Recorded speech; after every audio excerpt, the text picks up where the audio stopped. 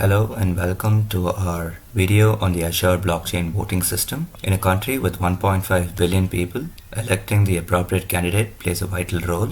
With voting percentages as low as 67, we do not accurately represent the choice of the people. Our intention is to secure the existing system so as to allow people to vote from anywhere in the world. We have gone forward with using a blockchain structure for the entire voting process.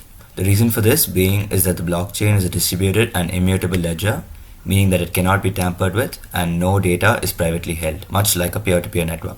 The blockchain also provides a lot of security leading from the absence of a single point of failure. The following are some of the Azure services that we've used in our system. Numerous individuals work from different places in the country, far away from their hometowns. The current method forces them to return home, while we propose that they can vote from anywhere by just visiting the voting booth closest to them. Another serious issue faced in the country is that people have multiple voter IDs. We resolve this by using the Aadhaar number as a single point of authorization. Voters generally lack awareness, voting from hearsay.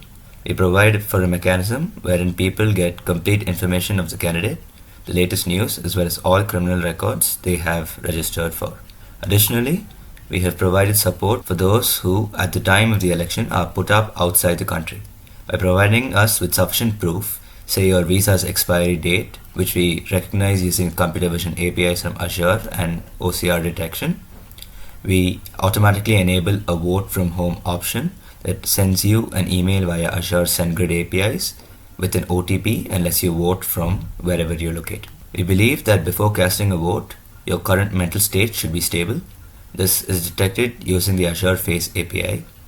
Any form of intoxication or mental instability leads to you being prevented or debarred from casting a vote for some duration of time. Accusations of EVM tampering are common nowadays. By using the Azure blockchain service, such an event is curtailed from happening. By providing complete information of the transactions that have taken place, we prove of no tampering without foregoing the integrity of the election system. So let's start with the demo. This is the home page. It gives you options to log in and register as a voter and candidate. It shows you some statistics of past election data as well. Next is the news section.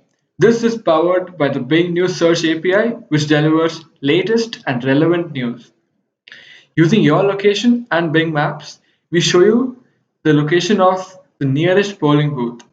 We felt that eliminating polling booths could give way to criminal activities like threatening and blackmailing for votes. That's why we give users the option to vote at any nearest polling booth, anywhere in the country. Also, we have a chatbot that can help answer a few basic queries, which is powered by the Azure Q&A Maker. So this is the admin page. After authentication, the admin can lock and unlock the voting phase. Let me walk you through the process of registering as a voter. You first enter in your details. Voters who are sick or specially able have an option to vote from home. Then the voter gets to upload an image. If no face is detected such as this, an error is thrown. This uses the Azure Face API.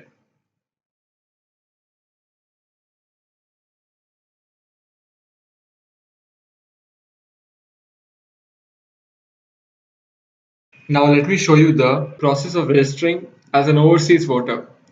The process is pretty much the same like a normal voter, except that you also need to upload your visa details. When you upload your visa image, we use the Azure Face API and verify your face, and we also use OCR to check your expiry date. If the visa is valid and is not expired, you are registered as an overseas voter. Now you receive an OTP on your mail. After registering, you can verify that your name has been added to the electoral list, and while voting, you need to enter that OTP that has been sent to your email. Once the user logs in, the graphs are personalized based on the user's constituency. And this is the candidate registration. You enter in all your details, upload your image, which is processed by the Face API, and just like all the other registrations, All the information is pushed on to the Azure Cosmos DB. To keep the voters well informed about the candidates, we present them with information and criminal records of the candidates so that the users can make a good decision. So as you proceed to cast your vote, the web app uses your webcam to take a photo and check if the person is under any stress or if more than one person is present at the site of voting. This is done to prevent malpractices for cases in which people vote from homes or other countries. So as you can see, this is the voting page of Azure blockchain, the workbench which we've uploaded. So currently this has the number of votes of each candidate. So as you can see, Abhiram has 4, Pine has 2, and so on.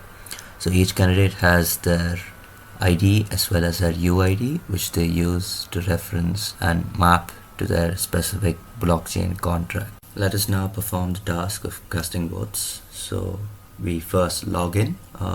We provide our ID and their respective password. Once you've logged in, click on cast vote. So as you can see that once cast vote loads, after it's recognized your face using Azure's Face API, we can go ahead and cast our vote. All data is provided here for the specific constituency. Since Rahul has been registered for the Tamil Nadu state, all the candidates displayed here are those who stand for Tamil Nadu's election. Going ahead, let's add one more vote to Abhiram.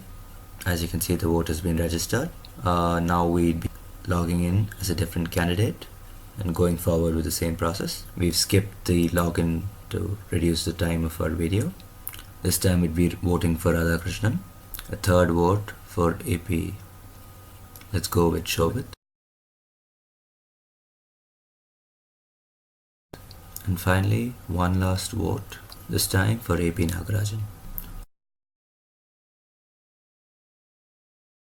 Now the voting process is completed. Let's go and verify that our votes have been updated. First, I'd have to log out from my current account. Okay, now that we're in, you can see that the vote count for Abhiram is increased by 1, for Radhakrishnan has increased by 1, and so has it for Shobit. So this shows that the mappings have been properly placed and our entire voting process works flawlessly. Okay, now let's close the election process and get our results. Going ahead, first we'd have to log in. Since I'm already logged into my administrative account, this shouldn't be a problem. Now I go ahead, lock my voting facility and look at the results. So as you can see in the pie chart, all the votes map what is present on the blockchain, similarly with the table.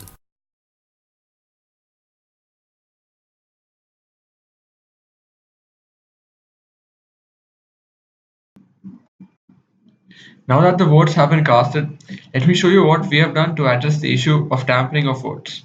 We have given each candidate a contract and have used a function to cast a vote. We display the list of timestamps that show the time at which a particular vote was cast to a candidate. So anyone can manually compare this versus our results. And also, individual voter identity is also kept hidden. The votes that we casted now are also shown here at the bottom. Going back into voters, you can see that the same thing has been done for voters as well. There's a mapping and there is no cross-referencing between the two of them. As you can see, very often they have the same timestamp, so you cannot really know who voted for whom, especially when you're dealing with 1.5 billion people across the country. Thus, this would retain the election's integrity with no data that should not be shared being available.